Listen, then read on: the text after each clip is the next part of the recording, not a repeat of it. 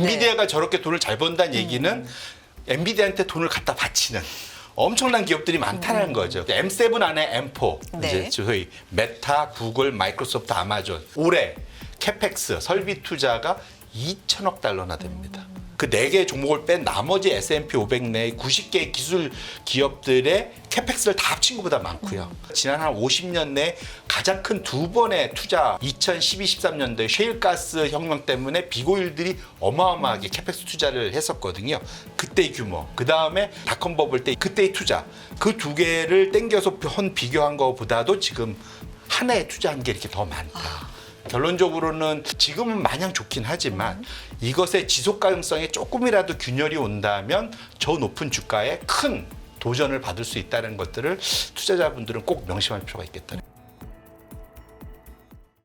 대표님 어서 오세요. 안녕하세요. 안녕하세요. 네. 미국 증시가 연일 사상 최고가를 가고 있고요. 특히 그 중심에는 엔비디아가 있습니다.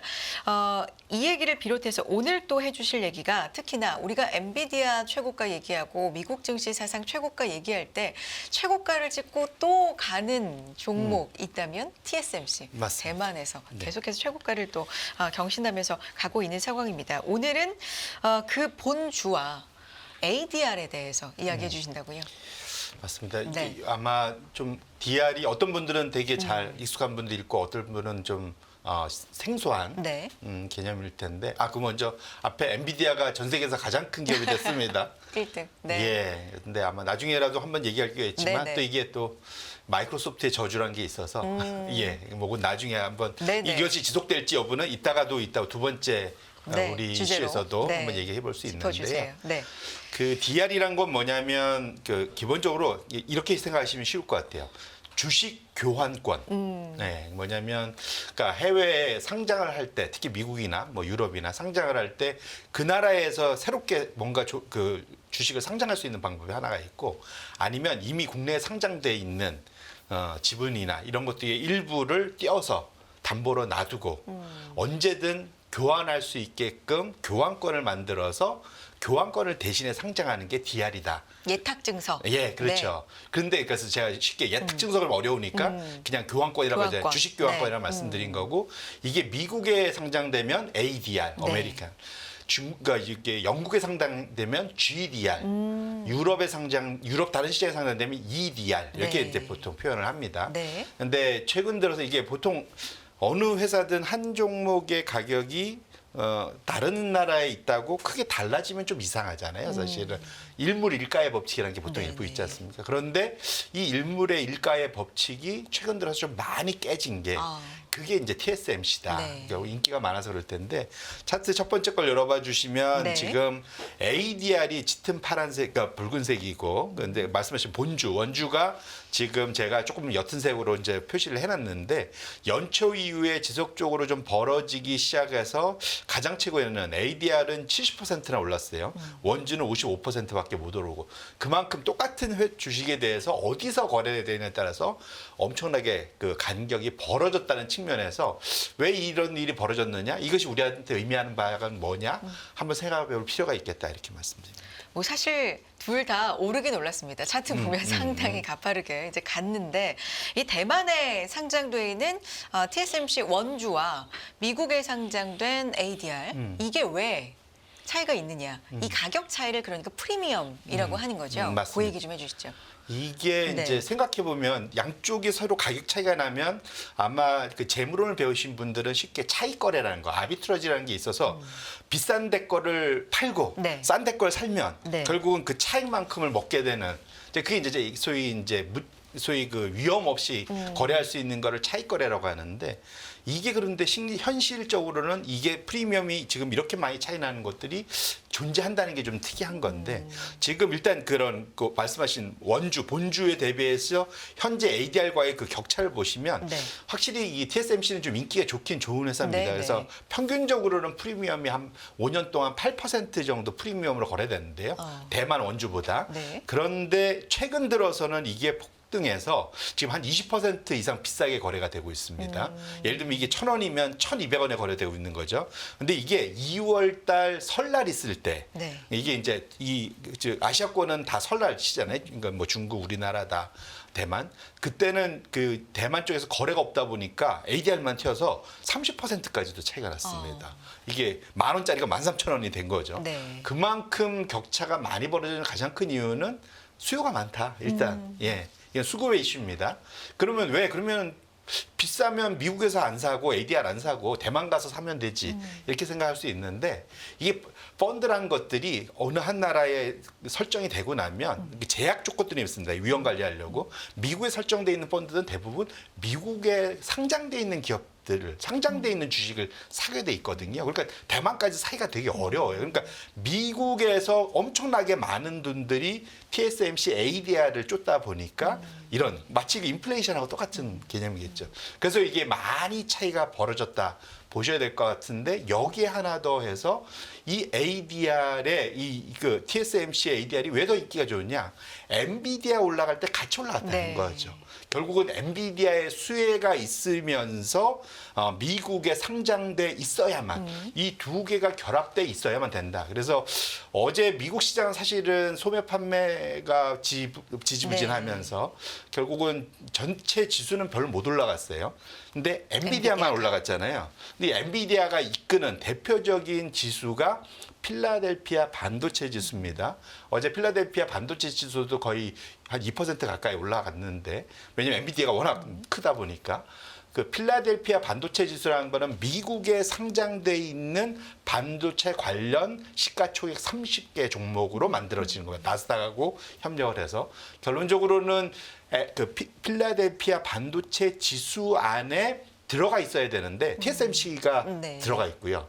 그다음에 ASML은 들어가 있습니다. 반면 우리나라 아쉽게도 SK 하이닉스나 삼성전자는 못 들어가 있다는 거. 요게 좀 아쉬운 거죠. 그러니까 왜 못 들어가 있느냐? 상장이 안 돼 있어요. 우리나라 기업들은 다 어디가 상장돼 있냐면 GDR 있긴 있는데 이게 영국 런던에 다 상장이 돼 있는 거죠. 그러니까 워낙 이제 옛날부터 왜 영국을 택했냐 뭐 이런 이제 뻐꾸기한 사람들은 있는데 결론적으로는 영국이 좀 느슨해요. 사실은. 미국이 훨씬 더 네네. 깐깐하고 그래서 그러다 보니까 상대적으로는 기업들 입장에서는 GDR로 좀 갔는데 결론적으로는 이쪽으로 가 있어야만 현재 이런 TSMC의 ADR 같은 효과를 거두기 위해서는 사실은 미국에 상장이 돼 있어야 된다 이렇게 보셔야 될 것 같고 네. 그러다 보니까 근데 재밌는 거는 아까 말씀드린 대로 그 필라델피아 안에도 TSMC랑 ASML 두 개가 있다고 그랬잖아요. ASML은 프리미엄으로 거래되지 않습니다. 인기가 상대적으로 없는 거죠. TSMC는 인기가 있다 보니까 엄청 그러면 SK 하이닉스가 만약 이 안에 있었으면 네. 엄청 더 좋지 않았을까. 이런 좀 아쉬움이 있다 이렇게 말씀드립니다. 뭐 고려할 게 여러 가지 있습니다만 우리가 단순하게 이런 얘기 하잖아요. 만약에 우리나라의 경쟁력 있는 뭐 이 기업이 특정 어떤 기업이 만약에 미국에 있었으면 이 주가였을까? 뭐 이런 얘기 가끔 뭐 농담 반 진담반으로 하는데 맞습니다. 노는 물이 어디냐에 따라서 달라진다. 예. 그래서 지금 제가 비슷한 걸 했는데 마이크론이 지금 엔비디아의 넘버원 HBM 납품업체는 SK 하이닉스잖아요. 그런데 지금 주가 차이를 보면 마이크론은 연초 이후에 70% 이상 올랐습니다. 근데 SK 하이닉스는 많이 오르긴 했지만 네. 좀 아쉽게도 57% 밖에 못 올랐어요. 격차가 한 20% 가까이 나죠. 그런데 TSMC에서 그게 이제 벌어지는 걸 볼 수 있어요. 그러니까 TSMC 그 본주 원주는 55% 올랐는데 ADR은 70%. 결론적으로는 제가 아까 자꾸 아쉽다고 말씀하는 게 SK 하이닉스가 GDR이라 ADR로 뉴욕에 상장이 돼 있었으면 그러면 현재 이런 효과를 고스란히 누렸을 거고 ADR이 올라가면 상대적으로 원주도 자기 본국에 있는 가격도 같이 끌어올려 올라가는 그런 또 상승 압력으로도 작용하거든요. 네. 그래서 오히려 이런 측면에서 보면 아까 앞서서 뭐 앞에 방송에서도 밸류업 뭐 이런 게 얘기하셨는데 기술적으로도 국내에 있는 GDR들을 ADR로 옮기면 또 이걸 사실 주주 제한할 수도 있잖아요. 오히려 그래서 주주 제한을 통해서 이쪽으로 옮겨가면 이런 효과를 충분히 더 거두을 수 있다. 기업은 좀 불편하겠지만 그 주주들 입장에서는 이런 쪽에 좀 관심을 충분히 가질 만한 그러한 이슈다 이렇게 말씀드립니다. 프리미엄 거래하는 분들은 그러면 대만에 쉽게 말하면 그 원주를 매수하고 ADR을 구매도 하는 건가요? 그렇죠. 이런 식으로. 그게 이제 네. 거의 아비트라지 차익 거래이긴 한데 이것이 지속되거나 더 벌리면 이게 공매도 이슈는 뭐냐면 빌리는데 한 시간 기간이 있어요. 그리고 빌려준 사람이 여차하면 갚아 그러면 또 갚아야 되거든요. 그렇기 때문에 자신이 빌린 기간 안에 그다음에 또 그 소위 빌린 이자가 꽤 비쌉니다. 그래서 그걸 다 감안하고도 더 돈을 벌어야 되기 때문에 지금 같은 상황에서 지금 오히려 차익거래 하는 사람들이 지금 ADR이 더 많이 튀면서 상당히 좀 곤란에 빠져 있는 것만. 왜냐하면 만기가 있으니까. 이건 대출처럼. 원래 주식이란 건 사고 물리면 장기 네. 투자하게 되잖아요. 네. 하지만 거기에 대해서 내가 돈을 더 내지는 않지 않습니까? 그런데 공매도는 항상 이자가 있고 만기가 있다는 것들을 꼭 기억하실 필요가 있겠다 말씀드립니다. 수수료 고려는 또 해야 되지 않습니까? 이거는 좀 미미한가요? 어때요? 그러니까 그 수수료라는 게 빌린 걸 내가 이자라고 빌린 표현한 거. 겁니다. 빌릴 때 이자율이 생각보다 비싸다. 특히 이렇게 인기 있는 종목들은 더 그렇죠. 비싸다. 네. 네. 미국 현지에서도 ADR 같은 경우는 외국인 투자자가 좀 쉽게 접근할 수 있기 때문에 이게 이렇게 좀 차이가 있는 것 같다는 분석들 좀 나오고 있는 것 같은데요. 이 모든 근본적인 건 기술주, 특히 미국에 상장된 미국 기업, 엔비디아를 필두로 한 이 AI 관련된 종목들이 워낙에 인기가 많으니까 ADR도 아까 말씀해 주신 거 덩달아 가는 거잖아요. 맞습니다. 그래서 기본적으로 지금 고민할 거는 이제부터는 최근 들어서는 이제 얼마 전에 어젠가에 나왔네요. 뱅크 오브 아메리카에서 그 전 세계 글로벌 투자자들, 기관 투자자들을 상대로 서베이를 매달 하잖아요. 거기서 최근 보니까 최근 한두 달 동안은 너무 많이 올라서 기술주를 좀 줄이고 있는 비중을 그런 걸 대답하는 사람들이 좀 늘었더라고요. 네. 확실히.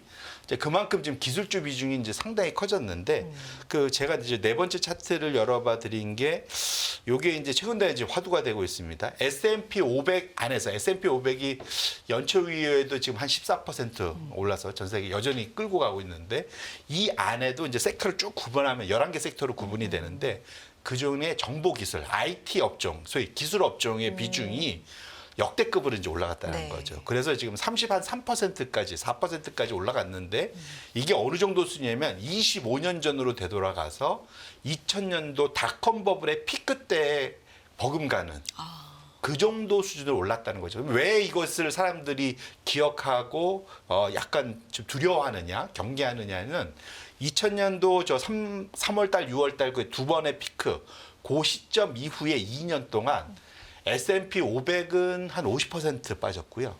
그 다음에 이 버블이 터지면서 나스닥 100은 80%가 빠졌어요. 그러니까 엄청나게 이게 조금만 투자를 오래 한 분들은 그때의 그런 악몽이 좀 있거든요. 그러다 보니까 한쪽에 너무 쏠렸다는 건 현재 엔비디아가 워낙 잘 나고 있는 건 맞지만 뭐든지 과유불급. 그리고 그러다 보니까 그리고 급하게 마시다 보면 물도 취한다는 얘기가 있지 네. 않습니까? 그러다 보니까 최근 들어서 너무 과도하게 쏠려 있는 것은 올라갈 때는 신나서 좋지만 이 떨어질 때도 그만큼 빨리 떨어질 수 있다는 과거의 경험 때문에 경계심들이 최근에 좀 높아졌다 이렇게 보셔야 될 것 같습니다. 앞서서 골드만에서도 시나리오 4가지를 제시했다고 저희가 소개를 해드린 바가 있는데 이 기술주가 주도하는 장의 온기가 전반적으로 퍼지는 시나리오가 있는가 하면 기술주만 여전히 잘 가는 게 유지될 수도 있고 이게 워낙에 많이 올라왔기 때문에 전반적으로 꺾일 수도 있고 뭐 여러 가지를 제시를 하고 있더라고요. 이거 좀 두려움으로 봐야 되는 건지 아니면 계속해서 좀 즐겨야 되는 건지. 그러니까 저라면 네. 그러니까 막 결론부터 말씀드리면 네. 포트폴리오가 지금 가만히만 있어도 쏠렸을 거잖아요. 기술주가 다른 데 못 올라가고 기술주를 똑같이 놔뒀으면 기술주가 더 늘었을 특히 거잖아요. AI 중심. 예, 그쪽이 당연히 비중이 늘어났을 텐데 그러면 일정 부분을 트림한다 그러죠. 그러니까 쉐입이라 하죠. 그러니까 프로핏 쉐이빙 뭐 이렇게 프로핏 테이킹 일부분에서 같은 형태로 다시 맞추는 거. 이게 이제 기관 투자자 입장에서 많이 하던 이제 월에 한 번, 분기에 한 번씩 전체 기준 벤치마크에 자신이 원래 생각한 것 수준으로 되돌아가서 균형을 맞추는 역할들을 하는 것을 일종의 이제 리스크 관리를 하거든요. 그래서 주마가편으로 달려가는 거를 더 싣고 가면 좋긴 하겠지만 언제 사실 꺾일지 알 수 없기 때문에 일정 수준으로 유지하는 것. 결국은 그러한 대응이 좀 필요할 거다 봐야 될 것 같은데 네. 말씀 주신 대로 그러면 대체 기술주 업종이 한 33%간 거 오케이인데 돈 잘 벌잖아. 2000년도에는 돈 못 벌었는데 닷컴 회사들 막 다 적자 기업들 많았고. 차이점이. 예. 네네. 그런데 지금은 엔비디아처럼 돈 잘 버는 데가 어디 있어? 그때와는 다르다. 그러니까 그런 버블 아니야. 네. 라는 게 지금 이제 기술 업종만 더 갈 수도 있다. 라고 지금 이제 얘기하는 주장인데, 이게 이제 우리가 이럴 때 항상 하는 것이 이제 긴 장기 시장의 역사를 보면서 가면 좋겠다라는 측면에서 제가 답을 제가 200년짜리 갖고 왔습니다. 200년이요. 네.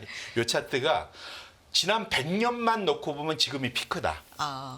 확실히 피크다. 여기서 더 올라가기 쉽지 않다. 그런데 200년까지 확장하면 한참 더 갈 수 있다.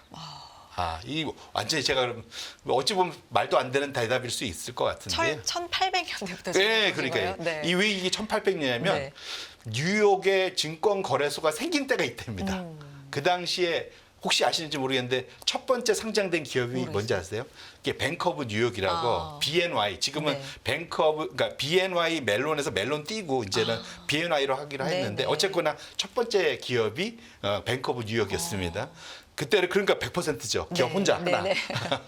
근데 그래서 사실은 이제 이렇게 놓고 보면 제가 100년만 놓고 보면 걱정이라는 게 이게 이제 히스토리를 쭉 내려가면 이제 1800년도부터로 가면 그 당시엔 서부 개척 시대예요, 이때가. 그러다 보니까 땅 필요하니까 부동산.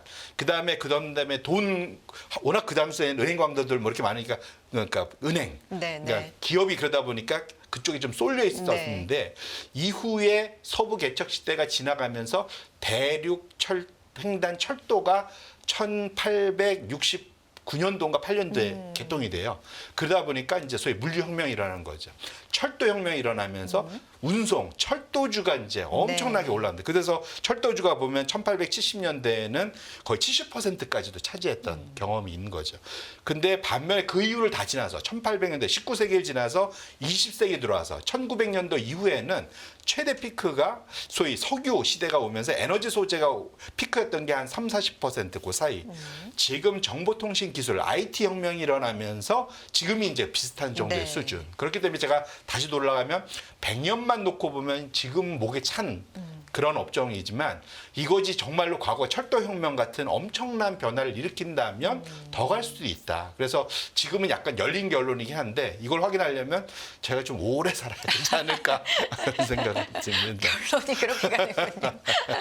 아니 저희가 가끔 이제 자료를 좀 긴 시계열로 가지고 오시는 우리 전문가님들 계시지만 200년을 이렇게 또 볼 수 있으니까 상당히 좀 색달랐는데 올해 AI가 이렇게 주가 측면에서도 계속해서 이 최고치를 높여가고 있는 건 그만큼 잘 벌지만 투자도 엄청나게 되고 있는 게 맞잖아요. 맞습니다. 엔비디아가 저렇게 돈을 잘 번다는 얘기는 엔비디아한테 돈을 갖다 바치는 엄청난 기업들이 많다는 거죠. 그렇기 때문에 지금 그 다음 차트를 제가 갖고 와봤는데 지금 이제 M4라고 이제 M7 안에 M4 네. 이제 소위 메타, 구글, 마이크로소프트, 아마존 지금 AI 관련된 데이터 센터 투자를 어마어마하게 해대는 이 네 개의 기업의 올해 캐펙스 설비 투자가 2천억 달러나 됩니다.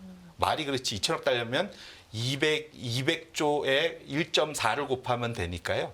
그러면 거의 280조 우리나라 돈으로 네. 한 해에 280조 원이 이런 설비 투자에 들어가거든요. 근데 이게 얼마 정도 규모냐 감이 안 오실 텐데 당장 올해 그 4개의 종목을 뺀 나머지 S&P 500 내 90개의 기술 기업들의 캐펙스를 다 합친 것보다 많고요. 그다음에 이거를 확장해서 지난 한 50년 내 가장 큰 두 번의 투자 혁명이 있었습니다. 가까이는 2012-13년도에 셰일 오일, 네. 셰일 가스 혁명 때문에 비고일들이 어마어마하게 캐펙스 투자를 했었거든요. 그때의 규모. 그다음에 또 가서 아까 우리 닷컴 버블 때 2000년도에 인터넷 버블 때 어마어마한 투자, 시스코가 엄청 날아갈 때 그때의 투자. 그 두 개를 땡겨서 비교한 것보다도 지금 한 해에 투자한 게 이렇게 더 많다.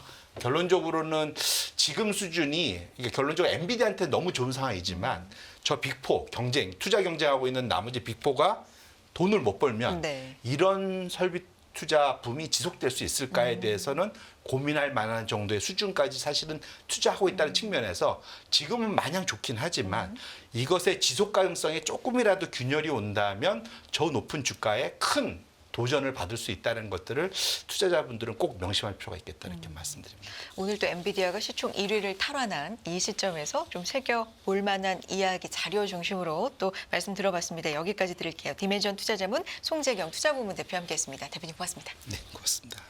내일 아침 6시 10분 인사드리겠습니다. 함께해 주신 여러분 고맙습니다.